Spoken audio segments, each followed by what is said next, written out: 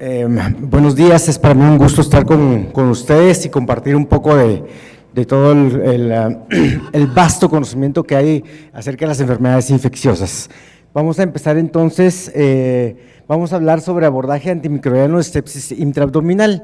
El tema es relativamente sencillo porque no es una cosa muy extensa, sin embargo, voy a platicarles de algunas cosas de lo que están en las guías, que es lo que les traigo inicialmente, y después analizar un poco cómo lo vivimos en el contexto de Guatemala y algunas alternativas novedosas que tenemos que nos ayudan en esta era en donde tenemos más resistencia bacteriana que hace muchos años. Bueno,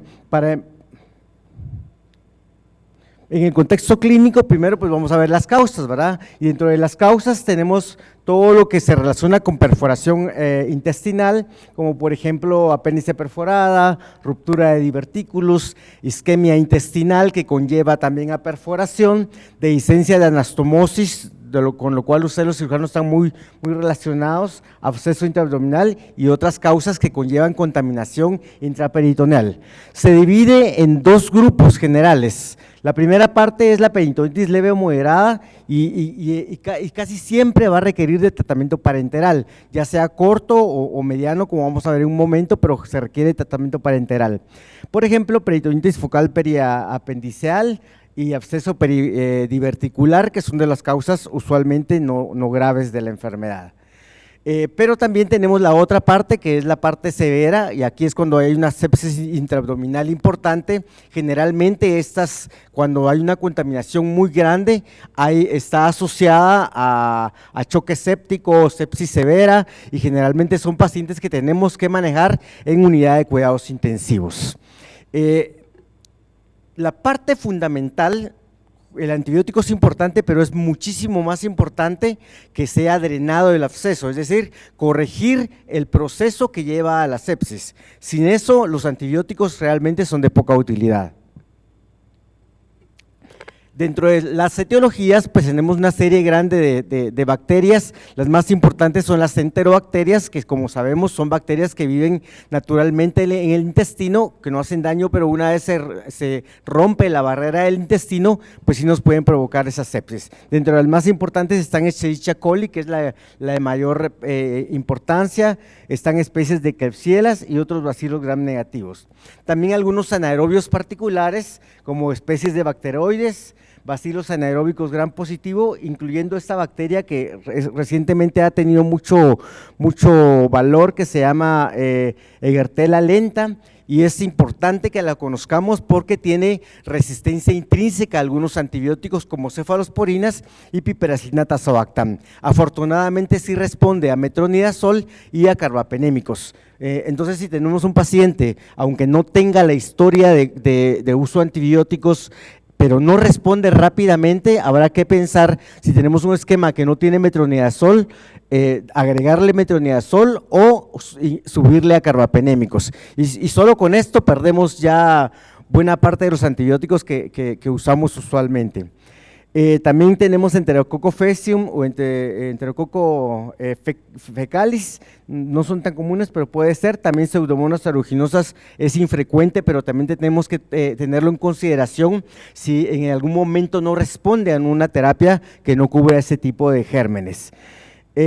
Cuando es una perforación aguda, generalmente es flora intestinal y antibióticos básicos van a responder. Raramente puede ser producida por actinomices. Aquí es una enfermedad ya más crónica y puede hacernos lesiones lesiones fistulosas ya más crónicas. El tratamiento para eso es penicilina, es básico, pero a veces cuesta que lo podamos diagnosticar. El rol de Cándida especies es incierta cuando hay contaminación fecal. Sin embargo, vamos a ver algunos puntos, particularmente si tratamos no cándida más adelante. En este estudio prospectivo autorizado multicéntrico placebo controlado no se encontró beneficio de agregar algún antifúngico en infección intraabdominal cuando no tenía en cirugía gastrointestinal para prevenir una infección sistémica por cándida, y ya vamos a hablar de eso también un poquito adelante. Bueno, vamos a ver cuáles son los regímenes primarios recomendados por las guías estadounidenses, que es la primera parte que vamos a ver. Y bueno, para peritonitis leve o moderada, ellos nos indican que podemos utilizar la combinación de piperacina más tazobactam a 4.5 gramos intravenosos, lo pasamos en una infusión de 4 horas cada 8 horas. La siguiente alternativa es ertapenem, 1 gramo IV cada 24 horas. Se dan cuenta, son esquemas altos, un poco más de lo que usamos nosotros en Guatemala, porque nos estamos yendo de una vez a carbapenémicos. ¿Cuál es la desventaja de ertapenem? Que no trata bien pseudomonas, si acaso fuera una de las posibilidades de infección. Moxifloxacino 400 miligramos IV cada 24 horas, esa es una opción excelente porque tiene una actividad amplia, trata anaerobios, trata de enterobacterias sensibles a quinolonas, trata también pseudomonas en aquellos pacientes que necesitan tratamiento para pseudomonas. En enfermedad severa, es decir, como hablamos hace un momento, cuando ya tenemos sepsis severa o choque séptico, aquí ellos prefieren utilizar meropenem, que ya sabemos que es uno de los carbapenémicos de más alto espectro, imipenem, el meropenem de 1 gramo IV cada 8 horas, pero cuando uno sospecha una enfermedad muy seria, muy severa o que ha fallado algún esquema previo, uno podría incluso dejar el meropenem a 2 gramos en infusión en 3 horas cada 8 horas.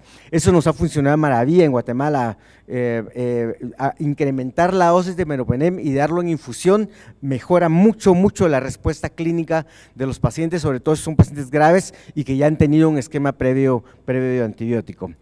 En enfermedad, también imipenem de 500 a 1000 miligramos lo que recomiendan. Mi recomendación es, si vamos a dar imipenem, demos de una vez 1 gramo, 1000 miligramos cada 6 horas. Doripenem, que en Guatemala estuvo por algún tiempo, no dio mucha bola en aquel entonces porque tenía la necesidad de tener infusión continua y pues ya no está en Guatemala realmente, pero es de las consideraciones que tienen los gringos para ese tipo de enfermedad. La duración de la terapia, aquí les traigo también lo que dicen, la verdad es que los estudios que hay son pocos, pero porque cada vez hay tendencia a que usemos esquemas cortos de antibióticos. Yo les digo, hay que tomar con mucha precaución. Vamos a leer primero y después vamos a explicar. En una peritonitis leve moderada, hay algunos estudios clínicos que compararon dar 4 días fijos de tratamiento versus hasta que los marcadores inflamatorios y la fiebre y los signos generales mejoraran. Y en estos estudios, aunque no son muchos, la media de cuando ya mejoraba esto era 8 días, ellos dicen que no hay diferencia estadísticamente significativa entre dar un esquema corto de 4 días y un esquema de 8 días. Yo tengo mis reservas porque los estudios esos están bien delimitados, pacientes escogidos, pero la gente cuando ya les dan guías generalizan ese tratamiento corto, y lo que hacemos cuando damos un tratamiento corto y el paciente no se cura es que generamos resistencia. Entonces mi consejo es, si va a dar un tratamiento, yo diría delo hasta ¿qué diferencia hay entre 4 y 6 días? Si el paciente ya está bien, ya no hay fiebre, ya no hay leucocitosis, ya bajaron los marcadores inflamatorios, entonces no hay que ser tan entusiastas con estas cosas de corto tiempo. Se los digo que a nosotros como infectólogos nos llegan todos estos que fallaron con corto tiempo y desafortunadamente ya llegan con resistencia. En peritonitis severa, aquí sí, y eso es lo que yo recomiendo para todos los pacientes. Bueno, tiene peritonitis, primero lo que les decía, lo importantísimo, controlar el foco de infección. Si no hay drenaje, si todavía tengo una colección, si todavía hay dehiscencia, no puedo quitar los antibióticos. Tengo que seguir hasta que el problema que generó el proceso sea eliminado. De otra manera, siempre vamos a tener un foco de infección.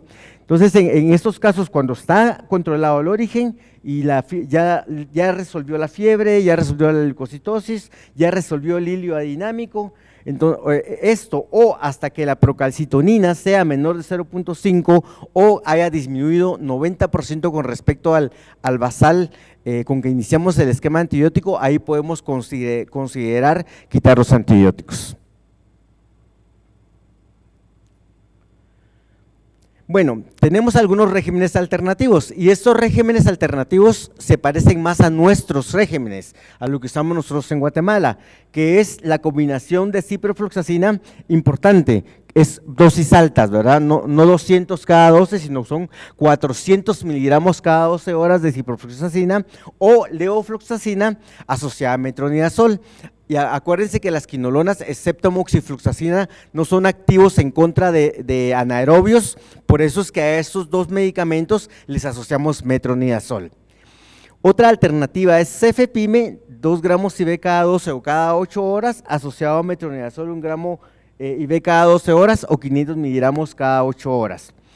Evaracicline, que es un medicamento que del tipo de las tetraciclinas no hay en Guatemala, pero es una alternativa que espero que pronto la tengamos. Tenemos una amplio espectro antimicrobiano y puede ser una alternativa en un mediano plazo en Guatemala. Para peritonitis severa, como régimen alternativo, tenemos ciprofloxacina de nuevo 400 miligramos IV cada 12 o levofloxacina 750 miligramos IV cada 12 horas más metronidazol. O uno de los nuevos medicamentos que tenemos en Guatemala, bueno, tan nuevo en Guatemala no es, y ya es viejito más o menos en Estados Unidos, que es ceftazidime avibactam, que acá se le da 2.5 gramos IV en 2 horas, más metronidazol 500 IV cada 8 horas. Lo único que hay evidencia que en este ceftazidime avibactam, cuando hay falla renal y una tasa de filtrado glomerular entre 30 y 50 cc minuto, la eficacia ha disminuido. Lo mismo para ceftolozano tazobactam, que también es relativamente nuevo en Guatemala, que se da 1.5 gramos IV en 2 horas más metronidazol, ambos cada 8 horas. Y también cuando la tasa de filtrado glomerular ha disminuido, se ha notado que la eficacia no es la misma. También Astreonam, que a mí me parece un excelente medicamento y que casi no lo hemos utilizado, que es de la familia de los monobactams, se puede utilizar de 1 a 2 gramos cada 8 horas asociado a metronidazol. Es como equivalente a utilizar piperacina tazobactam o cefepime. Otra vez evaraciclina, ¿verdad? Que en los estudios de fase 3 no son inferiores a meropenem y a ertapenem. El problema con esos medicamentos nuevos es que todavía son bastante caros en Guatemala. Y esto es algo que yo he utilizado bastante y que algunos infectólogos en el centro médico y otros en otros hospitales privados de Guatemala ya estamos utilizando, es este novedoso medicamento que se llama Elores, que es una combinación de ceftriaxona, que ceftriaxona es un medicamento básico, una ceftriaxona de tercera generación, sulbactam, que es un inhibidor de beta-lactamasas, y EDTA. El EDTA, a ver si alguien se recuerda qué es el EDTA, lo utilizamos en las hematologías, el anticoagulante que tiene la hematología, y el EDTA es un quelante metálico. Y muchas de las bacterias utilizan metales dentro de su estructura, de sus anillos estructurales. Uno de ellos, o de los más comunes, son calcio, cobalto y magnesio y hierro. Son 4 de los metales que utilizan. Y además, como es quelante metálico, que la hierro, que la calcio, y recuérdense ustedes que las bacterias tienen estos metales que utilizan para el transporte de alimentos. Entonces, lo que conlleva que no es un antibiótico propiamente, sino de nuevo es un quelante metálico, es que al quelar estos metales, ya sea que inactive una enzima que tenga un centro de metal, se llaman metaloenzimas, porque es un metal el centro de la enzima, o quele el calcio de la pared y el hierro de la pared bacteriana, inactiva y hace que funcionen mucho los medicamentos. Y esa es una forma de salvar los medicamentos. Lo mismo sucede con un medicamento que no los tengo acá porque no estamos hablando de multirogo-resistencia, que es meropenem borobactam, que está hecho a base de un quelante que se llama ácido borónico. Entonces, son ideas que han venido a cambiar mucho la forma de tratar bacterias multirogo resistentes, pero en la práctica clínica sí hemos tenido mucha experiencia con Elores asociado a metronidazol porque no es activo en contra de enterobacterias. Entonces, tanto en casos leves como moderados o severos, pero yo diría que más para casos severos, entonces considerar esta combinación de ceftriaxona, sulbactam, ETA, ya sea a 1.5 o a 3 gramos cada 12 horas, más metronidazol. La otra ventaja que tiene este medicamento, y eso sí tenemos, ya han hecho estudios, y es que como no es un antibiótico propiamente dicho, no nos genera genes de resistencia hacia los antibióticos. Probablemente las bacterias en algún momento van a hacer resistencia porque la genética o la memoria genética de las bacterias es impresionante. Siempre encuentran cómo defenderse, de alguna manera lo van a hacer. Sin embargo, hasta el momento, a pesar de que ya tiene muchos años en el mercado, pues no ha generado resistencia. Entonces nos sirve tanto para cuadros en donde debemos utilizar un medicamento como meropenem, queremos ahorrarnos el meropenem y no queremos generar resistencia, o en pacientes con producción de carbapenemasas tipo metalocarbapenemasas, como ya les dije, porque quela el metal de la enzima bacteriana que confiere resistencia. Otras alternativas nuestras, nosotros en Guatemala hemos utilizado tranquilamente ampicilina sulbactam más amicacina o ceftriaxona más metronidazol.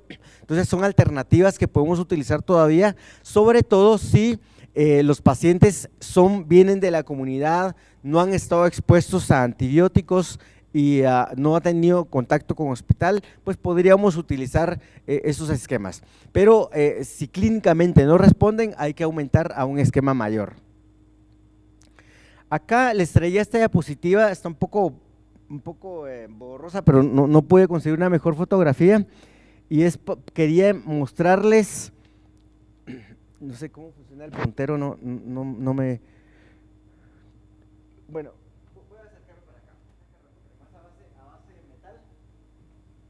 a base de metal las cosas cambian. Vean acá, meropenem, la respuesta se vuelve a 25%, ¿por qué? Porque es una carbapenemasa.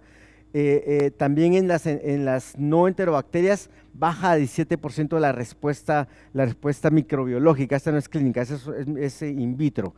Pero colistin, que es la polimicina B o polimicina E, junto con ceftriaxona sulbactam ETA, son los mejores tratamientos. Vean una respuesta de 95 y 94% para enterobacterias y una respuesta de 93 y 92% para no enterobacterias. Y cuando hay una combinación entre betalactamasa y metalobetalactamasa, pues ceftriaxona, sulbactam y ETA y colistina, que como les dije es polimicina B y polimicina E, una respuesta excelente de 97, 95%, 96, 94%. Continuamos. Siempre hay que basarse en la epidemiología local, con comentarios generales, ya vamos a terminar, para elegir los esquemas primarios, ¿verdad? Y tomar en cuenta la severidad. Si existe fallo, existe fallo terapéutico con piperacinato sulbactam versus meropenem cuando las infecciones son debidas a enterobacterias ceftriaxona resistentes. Eso es muy conocido, pero es importante cuando falla. En Estados Unidos, ampicilina sulbactam no es recomendada porque la resistencia está arriba del 40%, por eso es que ya en sus guías ya ni siquiera aparece ampicilina sulbactam. Áreas inciertas y preguntas. ¿Es necesario tratar estafilococo meticilino resistente, es decir, dejar vancomicina? En realidad, inicialmente no, pero si un paciente falla o es un paciente que es llevado múltiples veces a sala de operaciones o hay infección de herida operatoria, quizás ahí sí hay que agregar vancomicina. ¿Es necesario el tratamiento empírico para enterococcus? Generalmente no, excepto si existe riesgo de endocarditis en el paciente. ¿Es necesaria la terapia empírica para cándida? No, no es necesario, a menos que tengamos un cultivo puro de cavidad o de sangre, entonces ahí sí tratamos cándida. Y también si existiera la presencia concomitante de pancreatitis necrotizante, ahí podemos utilizarlo. O también si hubiese un biomarcador fúngico positivo, como por ejemplo beta-glucano o galactomanano, que nos indique la presencia de un hongo. Cuando no hay respuesta y cuando no hay respuesta a antibacterianos. Ya dejamos a meropenem vancomicina y no responde, la siguiente posibilidad es un hongo. Aunque no tengamos el cultivo, pero clínicamente no responde, ahí sí podemos hacerlo. ¿Importa la marca de medicamentos? Desafortunadamente sí. ¿sí? Mi experiencia es que cuando consultan, solo con cambiar la marca de medicamento, el paciente mejora, ¿verdad? Entonces, tenemos como unas, no sé cuántas, unas 60 marcas de ceftriaxona, las más baratas valen 6 quetzales o 5 quetzales el gramo. Entonces, la calidad no está bien, ¿verdad? Entonces hay que tener mucho cuidado y yo utilizar la marca, porque no es solo la marca, sino el nombre del médico que receta el medicamento va con la terapia. En los hospitales públicos, desafortunadamente, no tenemos la opción de decidir qué puedo dejar, pero en la práctica privada sí. Y de nuevo, en otros ámbitos no lo sé, pero en antibióticos la marca definitivamente es importante para poder llegar al sitio objetivo de la infección. Por último, hay muy pocos estudios en Guatemala sobre resistencia, ninguno en infección intraabdominal. Yo me puse a leer, pero de lo relevante es en este estudio, en muestras de carne de cerdo, se fueron a las carnicerías, una muestra por cada centro, vean, 42% fueron identificadas con contaminación E. coli, 85% de resistencia a tetraciclina, 50% de resistencia a neomicina, 50% a timetopin sulfa, 9% ceftriaxona, 17% a micacina, 35% a gentamicina y a 35% ácido nalícico, que es el precursor de las quinolonas. Y tuve la comunión en Quetzaltenango, 49% a timetopin sulfa, 42% a ampicilina sulbactam, cefepime 40%. Y tuve la comunidad, otro estudio de una tesis, 68, 41% resistencia a quinolonas, 27% de ble positiva, 17% de cefalosporinas de tercera generación. Yo por mi parte hemos hecho varios estudios, pero de los relevantes es uno que hicimos como en el 2013, en donde en infecciones de la comunidad, en lo privado, encontramos 17% de ble positivas, sin aparente exposición a antibióticos ni medicamentos. Encontramos 30% de resistencia a quinolonas. Y un estudio más viejo que yo hice hace tiempo encontró que el Staphylococcus aureus de la comunidad tenía el 11.59%. Es decir, ya no es lo mismo en la actualidad, sobre todo después de la pandemia, en donde todos utilizamos antibióticos de más. Yo mismo me pongo ahí, no sabíamos qué hacer y usamos antibióticos de más, y además se propagó mucho el uso de antibiótico intravenoso ambulatorio. Ya ponemos catéteres, se van a su casa los pacientes, pero ¿qué estamos haciendo? Claro, todo tiene su tiempo y su espacio, pero si estamos utilizando mucho medicamento en la comunidad, lo que vamos a tener de vuelta es resistencia a los medicamentos en la comunidad. Entonces ahorita ya alertas, ya no pensemos que todo lo que viene de la calle va a ser sensible, ¿sí? Porque ya tenemos mucha exposición a antibióticos en animales, etcétera. Entonces mucho cuidado, temprano, vigilar al paciente, si no responde rápido, incrementar esquema de antibiótico para tratar de no fallar. Por último, mis maestros decían, y yo lo considero así realmente, que es que el médico que solo medicina sabe, no sabe nada. Es un dicho popular, pero quiero presentarles que soy cantante también, están en las redes sociales, y también escritor de varios libros, pero uno solo publicado. Muchísimas gracias.